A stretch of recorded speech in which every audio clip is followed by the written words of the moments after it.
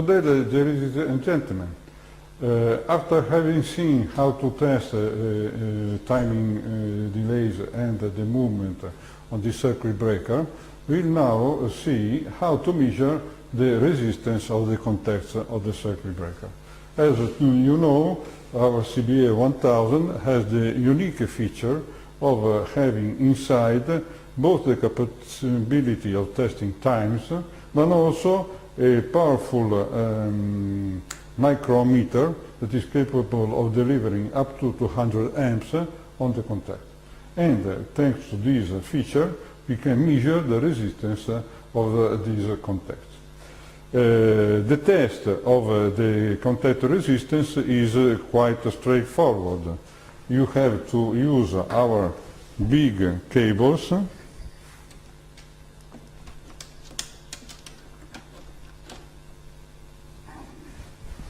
So this is cable number 1, and for instance I want to measure the contact resistance of this pole C.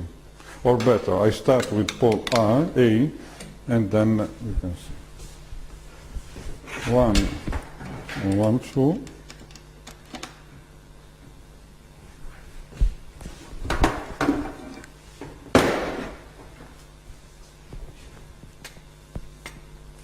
Of course, cables get twisted.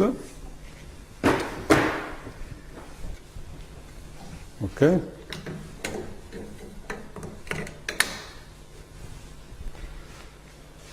These clamps are rated 1000 amps, so no problem for the test.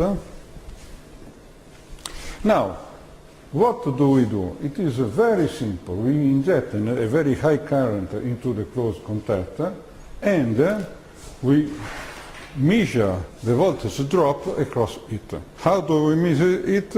With this other cable. It is a shielded cable, and the cable goes to this connector here. Okay? So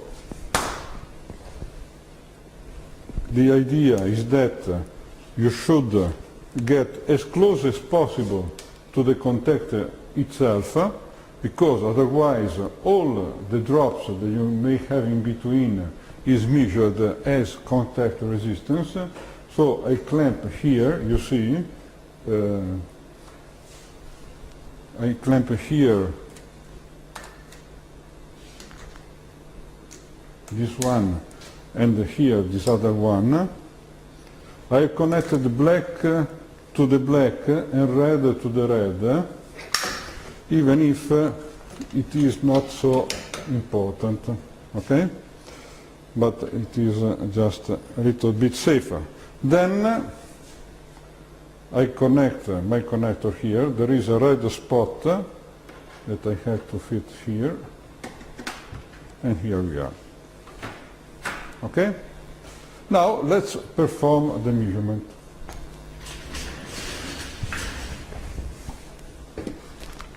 I go to menu, and then, well, I could even avoid it. I go to micro ohm here, okay? It is disabled, or I can perform the static contact resistance measurement, okay? For instance, well, the first setting that you have here is the current for the test, the current that you use for the test, and the resistance range. Now, I know by the manufacturer that the resistance and the nominal resistance value is in the range of 0.5 million, okay? So I select 200 amps, but here I have to select 1 million, because if I leave 200 micro ohm, as the resistance is more than that, of course the measurement cannot be performed. In this case, anyway, the test set allows you. The measurement is pretty well consistent. I will show you that performing the same test at 20 amps, that is 1/10, the resistance measurement that we perform is the same. Now, I can just perform a resistance measurement. By the way, you can use it also to measure joints or other things. given the fact that it is a circuit breaker, then I select here test on breaker phase. As I do it, I have here a table, you see, with 1, 2, 3, 4 measurements per phase. Okay?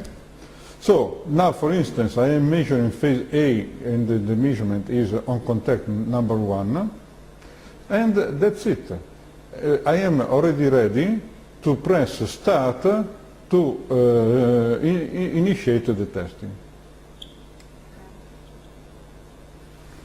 Okay, now it is ready, it is telling me press start for testing.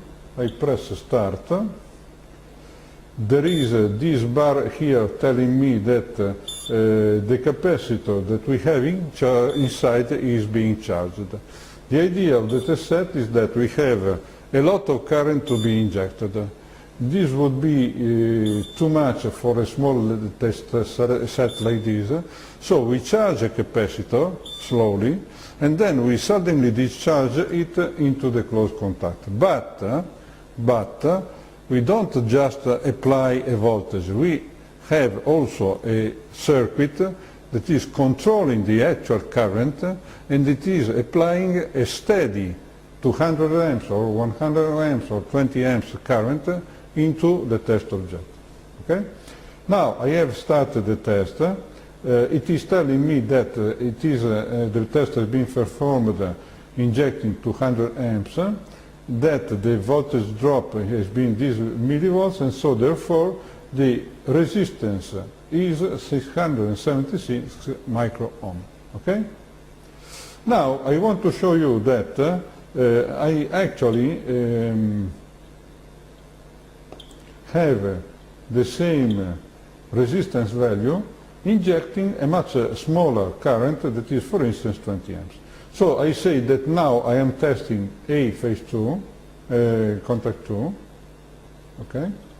Then I come here and I say 20 amps with 10 milliamps range, okay? Now I press start. Again, my capacitor being charged.